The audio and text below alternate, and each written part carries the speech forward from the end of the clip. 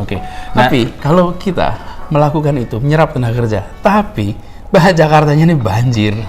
Karena bayangin kayak mangkok kita ini dari pegunungan airnya masuk sampai ke Jakarta, sampai ke darat pesisir, naik lagi tuh air.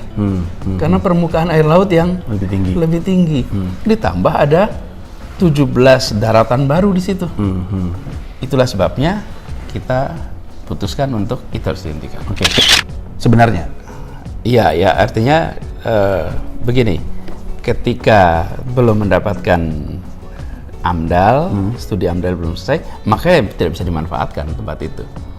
Tidak bisa dimanfaatkan artinya areanya nggak boleh Karena itu dulu kan sempat ditutup, segel oleh pemerintah pusat.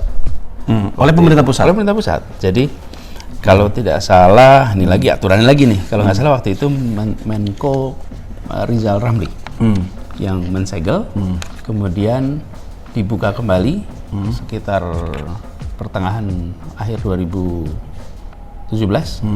oleh Pak Menko Luhut Panjaitan. Itu bingung dengar apa yang ada di media, bingung dengan sentimen yang dibahas di sosial media, bahkan masih bingung setelah nontonin sejumlah interview, wawancara. Banyak orang bilang, nih udah clear ya gitu, tapi dari sayanya nggak clear. Kita coba untuk bikin, dan pertama-tama kita bisa sepakati bahwa banyak orang, terutama yang waktu itu dari pendukung seberang, tidak benar-benar paham konsep yang ingin dilakukan oleh Mas Anies, yaitu menghentikan reklamasi. Iya, betul. Kita bikin penjelasan lagi. Alasan penghentian reklamasi waktu itu utamanya apa? Jakarta ini adalah pesisir. Di Jakarta dialiri 13 sungai, yang kemudian kenyataan berikutnya Jakarta permukaan tanahnya menurun, sehingga permukaan air laut itu sering lebih tinggi daripada permukaan air sungai. Bayangkan ketika hujan dari mana-mana, dari Jakarta maupun dari pegunungan, airnya turun sampai ke pesisir pantai, kemudian daratannya bertambah 3-5 km. Air itu akan kemana?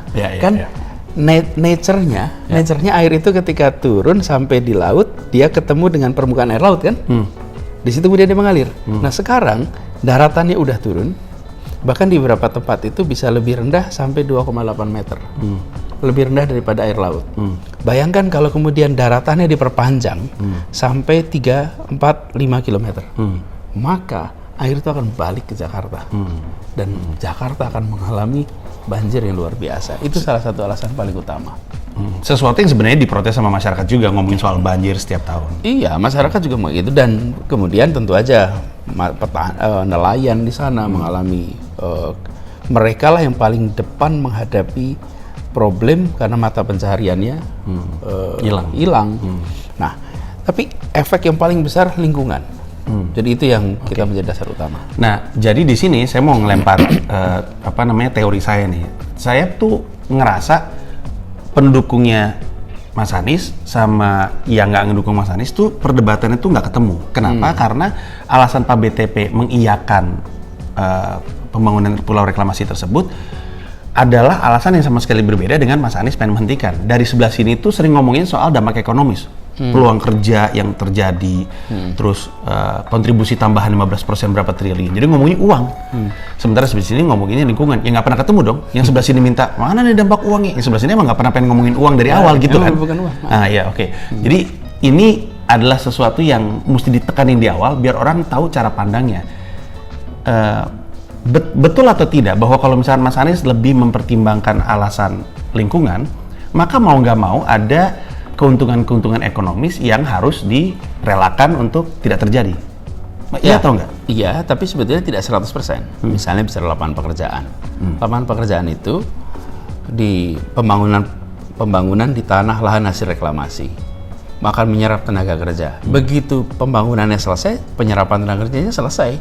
Tapi kalau misalnya kita lakukan proyek pembangunan di sepanjang sungai, pengerukan, memastikan itu bersih, itu menyerap tenaga kerja sepanjang masa. Karena pengerukan sungai, perbaikan itu akan terus-menerus. Kalau pembangunan perumahan, begitu proyeknya selesai 2 tahun, ya selesai penyerapannya. Kemudian yang kedua, kalau pembangunan seperti itu, kecenderungannya tenaga kerja yang diserap bukan dari Jakarta, kecenderungan tenaga kerja dari luar yang dibawa. Kenapa bisa ngomong gitu, Mat? Ya, kenyataannya kalau kita lihat, kalau proyek-proyek konstruksi, itu banyak pekerja musiman dari luar. Jadi mereka bekerja kasar di Jakarta. Ketika ngomongin soal pembangunan. Tapi kan tapi ketika udah dibangun kan bisa jadi ruko, bisa jadi pasar, bisa jadi apa. Itu kan juga narik tenaga kerja nggak sih? Ya, nah, tapi kalau soal itu saja, sebenarnya banyak tempat lain bisa dikerjakan. Tapi kan yang masif itu kan pada proses pembangunannya. Kalau soal itu, kita melakukan perawatan sungai saja. 13 sungai itu dirawat dengan tenaga kerja yang lengkap, teknologi yang lengkap, itu akan menyerap tenaga kerja yang banyak. Oke. Nah, Tapi kalau kita melakukan itu, menyerap tenaga kerja, tapi Jakartanya ini banjir. Karena bayangin kayak mangkok kita ini, dari pegunungan airnya masuk, sampai ke Jakarta, sampai ke darat, pesisir, naik lagi tuh air. Karena permukaan air laut yang lebih tinggi. Ditambah ada 17 daratan baru di situ. Itulah sebabnya kita putuskan untuk itu harus dihentikan. Oke, kita lanjutin. Pulau itu pun belum dapat AMDAL Waktu itu. ya, waktu itu. AMDAL itu kurang lebihnya, tolong dibenerin kalau saya salah, adalah itu seharusnya yang ngeluarin Kementerian Lingkungan Hidup.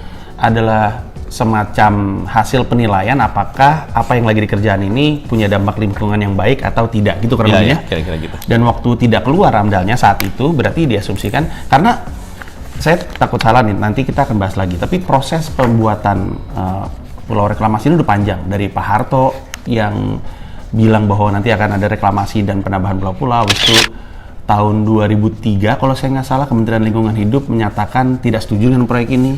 Habis itu dari eranya Foke hidup lagi, dari eranya BTP dilanjutin lagi, di stop oleh Mas Anies. Jadi ini panjang banget prosesnya. Nah, waktu itu sempat ada pertentangan secara lingkungan tahun 2003. Nah, jadi bisa diasumsikan sebenarnya pulau ini, kalau gimana sih aturannya, Mas? Saya mau ngasih tahu di depan bahwa kenapa saya bingung dan masyarakat bingung, setiap kali kita ngomongin reklamasi selalu ngomonginnya soal peraturan, raperda, RTRK, ERK, RK kacau, RDTR, PZ, alah singkatan-singkatan, SDSB, Porkas, saya nggak ngerti singkatan itu. Jadi karena banyak aturan yang dibahas, banyak, betul. Jadi orang nggak ngerti. Nah, sebenarnya aturannya gimana sih? Kalau AMDAL belum keluar, pulau nggak boleh dibangun gitu sebenarnya? Iya, ya artinya begini, ketika belum mendapatkan AMDAL, studi AMDAL belum selesai, makanya tidak bisa dimanfaatkan tempat itu. Tidak bisa dimanfaatkan, artinya areanya nggak boleh Karena itu dulu kan sempat ditutup, disegel oleh pemerintah pusat.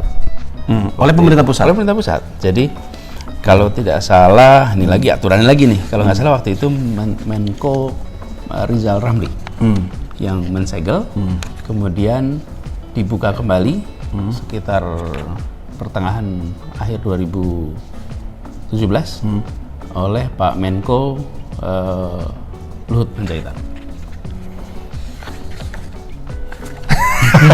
Nama yang menarik sekali. Yang saya rasa kita perlu terangkan di sini, dan ini juga sempat kontroversi. Ini ketemu ini. Tutup segel 19 April 2016 oleh Pak Menko Rizal Ramli. Kemudian buka segel surat Menko 5 Oktober. 5 Oktober itu cuma 10 hari sebelum pelantikan saya. Saya tanggal 16 Oktober. Ditandatangani oleh Menko Luhut Panjaitan. Oke. Nah, jadi itu pulaunya atau kawasannya lah, kita nyebut pulau pantai gitu ya, kawasannya. Karena itu kalau kita bilang reklamasi, janji kita nih, Panji, dari awal nih, janji kita itu satu, menghentikan reklamasi. Jadi kita memang dari awal bilang kita akan hentikan. Hentikan itu artinya yang sudah jadi tidak dibongkar, oke? Yang akan dibuat itu yang diberhentikan. Karena apa sih reklamasi? Reklamasi kan pembuatan daratan. Itu yang tidak diteruskan. Lalu yang sudah terlanjur jadi daratan itu dipakai. Ya, itu pun yang saya selalu bilang sama masyarakat. Dan dari kemarin-kemarin memang mudah untuk saya menjelaskan kembali, karena kan soal waktu itu Mas Anies kalau nggak salah setelah menjabat bikin semacam aturan yang kemudian nanti ada badan ini yang kemudian mikirin atau bertanggung jawab terhadap apa yang bakal dilakukan setelahnya, ya nggak sih? Kurang lebih, ya kan? Nah, ketika itu terjadi, sosmed kan ramai lagi. Katanya mau berhenti reklamasi, kok malah bikin? Gitu-gitu kan? Itu kan gampang dijelasin bahwa dari dulu dibilanginnya, kecuali mereka yang terjebak dalam gelembung bias yang kita pernah bahas di video saya sebelumnya, di akhir video saya kasih linknya. Banyak orang yang nggak ngerti bahwa emang dari dulu pulau pembangunan dihentikan biar nggak nambah, kan harusnya 17 kan? Nggak, biar nggak nambah. Yang udah jadi dimanfaatkan untuk publik. Nah, supaya bisa dimanfaatkan untuk publik, dibikinlah si aturan tadi itu. Nah, dan badan itu sebenarnya dibuat bukan hanya untuk mengelola yang sudah ada, tapi untuk nyabut izin.